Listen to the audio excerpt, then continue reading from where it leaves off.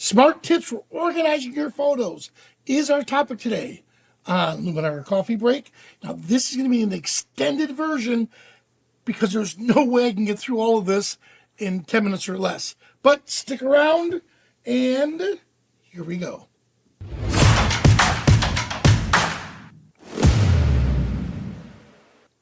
Hello, everyone. So I tried to break this down into 10 minutes, and there was no way I could do this on this topic. And I'm doing it because a few of my close friends and even my cousin had problems with losing their images. Now, whether it's hard drive failure, or not being able to find them on your computer, it all boils down to file structure and file naming.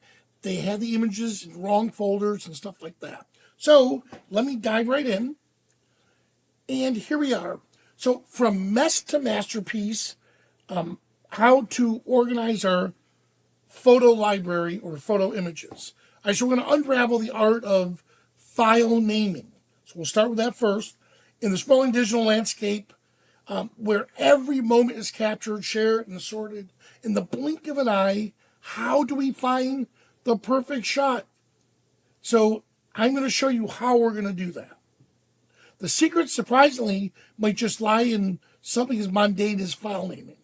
But it's really just about keeping things tidy or moving, or moreover, the best practices for photographers to make sure we name our folders and our files properly. All right, so why does it matter? Quick access, a well thought out file naming convention ensures that you can access your photos within moments, drastically cutting down on the time spent for searching.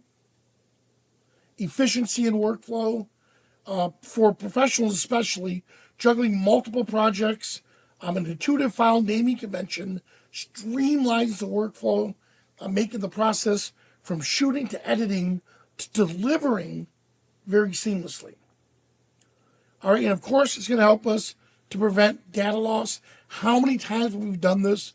Where you accidentally overwritten a file? Unique names mitigate the risk of losing your precious work. And of course, archive integrity. As your library grows, maintaining it becomes paramount. Proper file naming ensures that achieving the remaining, or archiving rather, organizing, making backups, and retrieving process very, very efficient. All right, so let's get right into it.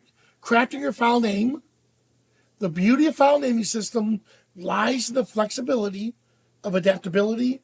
While there's no one size fits all, keep in mind there are certain elements that are the bedrock of the system, but most importantly, I can't stress this enough, it has to make sense to you.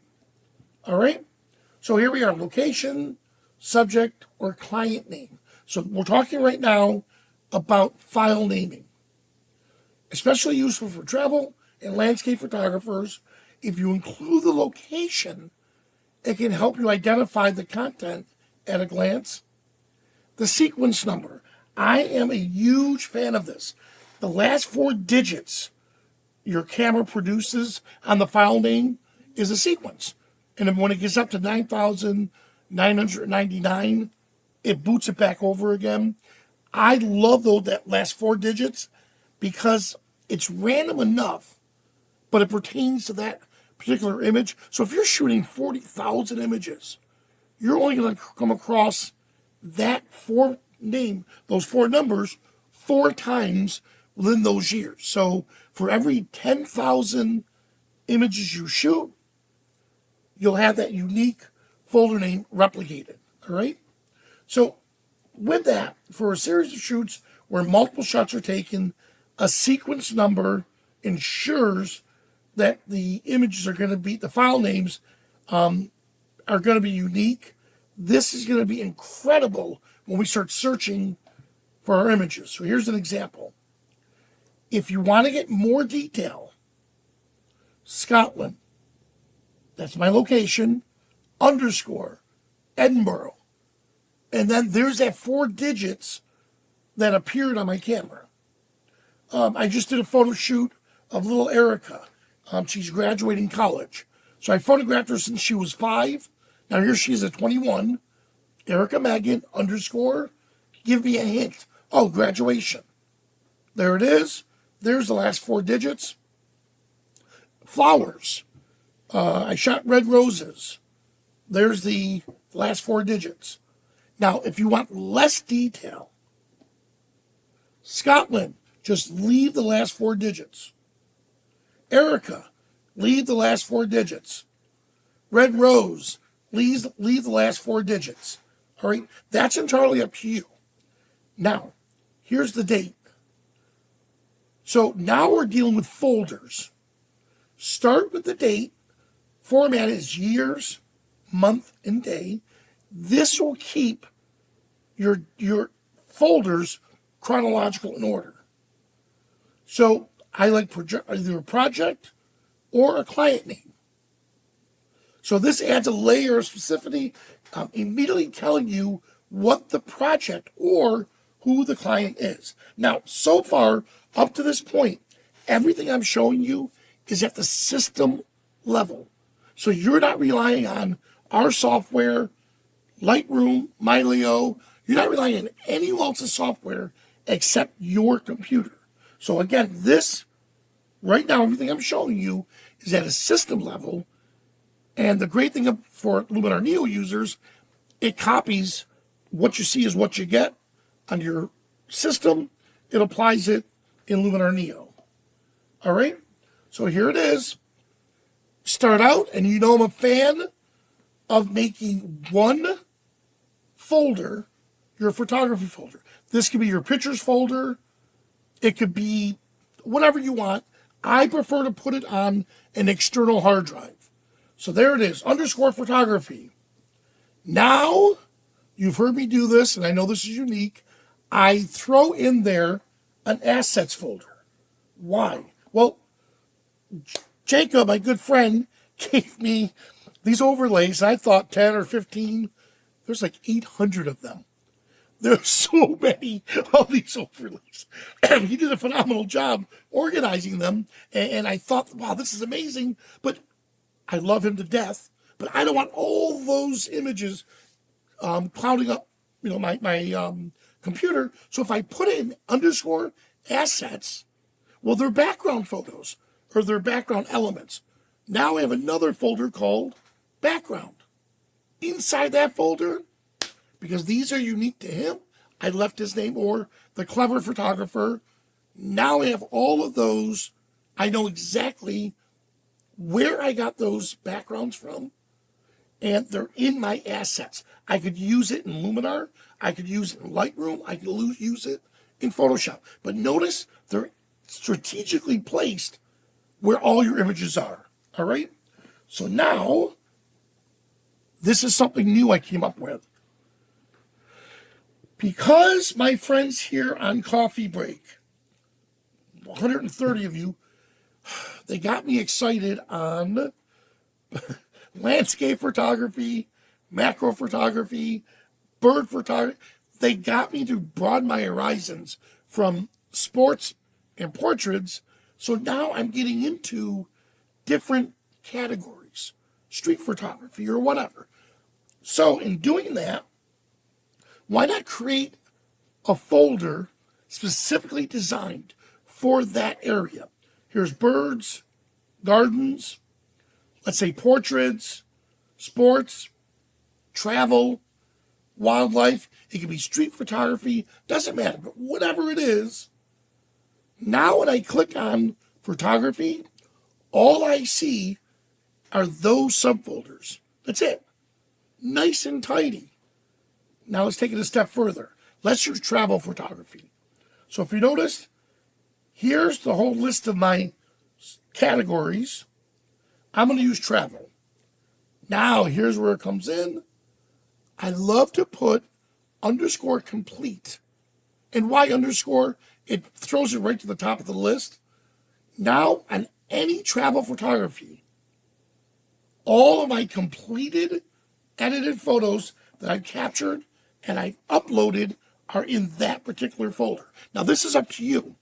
I like to categorize it so that I'm thinking, okay, where am I travel, the best of my travel?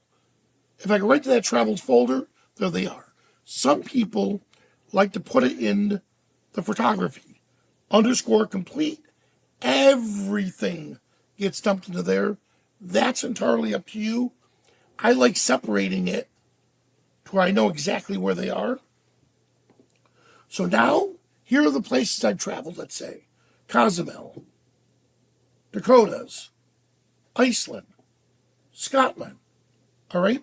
Let's use Scotland as the example. So again, notice when I click on travel, I'm going to see those subfolders. So we'll use Scotland as the example. All right? Now I no longer use the underscore. So notice right here, I stopped using the underscore, and now they're regular files. We use Scotland. Now I put the date. When did I go to Edinburgh? Well, 2022, 09/22. And then while I was there, I also went to Inverness. Then my buddy Jacob and I went to Edinburgh again. Now notice the date changed. So now, let's see if I can get to it. Nope. All right, so now it's 2023, excuse me, 2023, 09/01, went to Edinburgh because my buddy's a slave driver. That same day, we went to, let's say, St. Andrews. And now when I look at my images, let's go Edinburgh. Boom, there they all are. And I labeled them Scotland, underscore, left it the way it is. So look what we just did again. I'll back it up. So we started with our photography. Let me get rid of that. Here we go. We have our assets. There's travel. So now we're using travel as the example. Underscore complete. Now the locations of I'm going to. Now I've only went to Cozumel twice. Dakota's only one time. So if I go back again, I don't need to waste space on my hard drive with another folder. I just put it in the Dakotas. Scotland, I'm going to go back again. So here are the ones I've gone to. Now 2024 is here. So soon you'll see 2024 and whatever date I go and the locations I travel to. And then there it is, Edinburgh. Boom, there's all of my images. All right? So most importantly, when we're dealing with photo organizing and editing tips, it has to make sense to you. If it doesn't make sense to you, not just today, but 10 years from now, you're never going to find your images. Much like passwords. You know, when you create a password, you're like, okay, I know the password for today. Well, a month goes by, if you forget your password, and in your mind you forget how you did that naming convention, you'll have to reset it. We don't have that luxury when it deals with our images, so that's why it's very important to start out. Now, here's a couple things to be cautious on. You're excited, you want to totally revamp and refix your folder structure system. Keep in mind, any Luminar or Lightroom catalog that you've created and it's pointing to that folder, you're going to have to set that back up again and relocate tell it where the folder is. So if you're really hard on your catalogs, which you see that I have because of Coffee Break, those images, I'm going to have to relocate where those original files are. So you have to make a decision from this point on. Do you start? Or do you go back on one rainy day and you say, you know what? I'm going to take control over my hard drives and my folders. I want to make sure I have that set. Now, what else is this doing for us later down the road? Is going to teach you about the 3-2-1 backup plan. 3 copies of your data, 2 stored locally, one stored off site. That's the concept of 3-2-1. And so when you back up your folder, all you do is click on underscore photography, boom, everything is well organized and it gets backed up. You don't have to go to different folders finding all your images. That's one. The other benefit behind it, and like I said, it's at the system level. So you organize this properly at the system level, and let's say a Luminar Neo catalog. The catalog I have is travel photography. And where does it point to? You guessed it, right to that travel subfolder inside my photography folder. Now, anything I add into that folder, if Jacob, if Darlene, if Sandy, if we all end up going to different locations throughout the year, Scotland, Ireland, Japan, any of these locations, all I need to do is at the system level, go to my hard drive, type in Italy. And then once I put Italy there and I found the naming structure that we just did, once I fire up Luminar Neo, guess what? Under travel, the catalog, all of those images are automatically imported. There's nothing else I have to do. So I can't stress it enough how cool and exciting that is. I gave this lecture at the Florida Camera Club Council, FCCC, and that's what inspired me to do it for Luminar Coffee Break, because I can't tell you how many photographers are having this issue where they just don't know where their images are. And I don't want to sound morbid, but if God forbid something happened to you and your loved ones have to go in and check out that they love your photography, they go back in, they'll have no idea where to find the stuffs.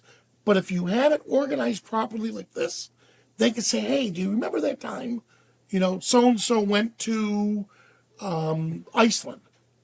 I just love those images. They can click on Iceland and underscore complete, grab all those images and maybe make a photo book, for your friends and family, at the event. So you're doing it not just for you, but you're doing it for a legacy all the way through. All right.